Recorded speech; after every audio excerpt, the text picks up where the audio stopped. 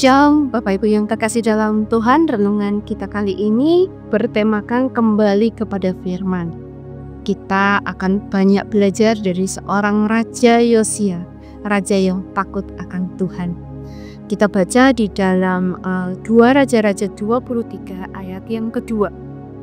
Kemudian pergilah raja ke rumah Tuhan, dan bersama-sama dia semua orang Yehuda dan semua orang penduduk Yerusalem, para imam, para nabi, dan seluruh orang awam, dari yang kecil sampai yang besar. Dengan didengar mereka, ia membacakan segala perkataan dari kitab perjanjian yang ditemukan di rumah Tuhan itu.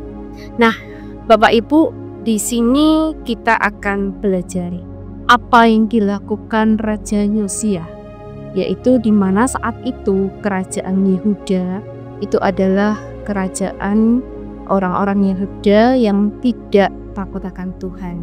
Kenapa? Karena memang pada saat itu backgroundnya Raja Yosia ini sebetulnya adalah ayahnya Raja Amon itu bukan orang yang takut akan Tuhan, tetapi jahat di mata Tuhan.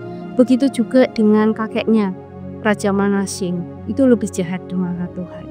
Dengan background seperti ini ya, tetapi Raja Yosia mempunyai respon di hadapan Allah sungguh luar biasa dan punya kerendahan hati.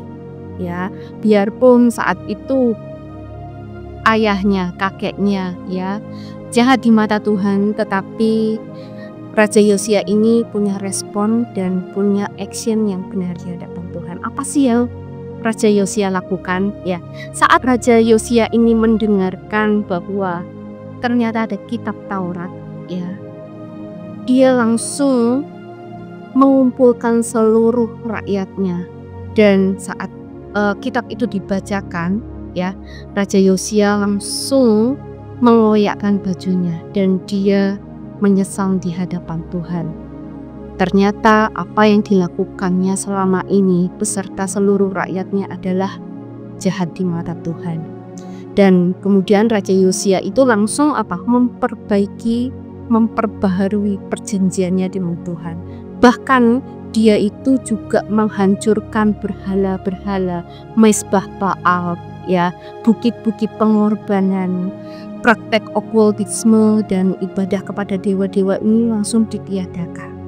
Dan malah melenyapkan seluruh imam-imam berhala dan membakar mereka. Bapak Ibu, ini adalah suatu respon yang tidak cuman sekedar setelah mendengar melakukannya step by step, tetapi dia langsung merubah 180 derajat, itu berubah Bapak Ibu. Ya, dia tidak main-main. Dan inilah yang Tuhan sukakan. Sehingga di masanya, di masa kepemimpinan Raja Yosia ini, Tuhan tidak menghancurkan bangsa ini. Tetapi setelah kepemimpinannya, apa yang terjadi? Tuhan menghancurkannya. Nah, Bapak Ibu, di sini kita belajar ya, apa sih yang Raja Yosia tadi kita sudah dengar, dia punya respon yang benar. Dan dia langsung action 180 derajat, dia berubah setelah mendengar firman itu. Nah, masalahnya Bapak Ibu, sebetulnya ya, ini juga terjadi di dalam kehidupan kita. Kita sering banget mendengar firman Tuhan, betul? Bahkan ada yang tahunan, puluhan tahun, setiap minggu kita dengar firman Tuhan, bahkan setiap hari kita membaca firman Tuhan, tetapi apa? Kita tidak berubah, kita tidak action, kita hanya mendengar. Bapak Ibu, itulah yang terjadi sehingga hidup kita sampai saat ini biasa-biasa saja, tidak ada perubahan. Kenapa? Karena kita hanya mendengar, kita tidak action. Tapi Bapak Ibu, satu hal, setelah kita mendengar dan kita action, kita perlu yang namanya Roh Kudus. Karena apa? Roh Kuduslah yang memampukan kita. Roh Kuduslah yang melembutkan hati kita untuk kita bisa menerima firman itu dan kita bisa melakukannya.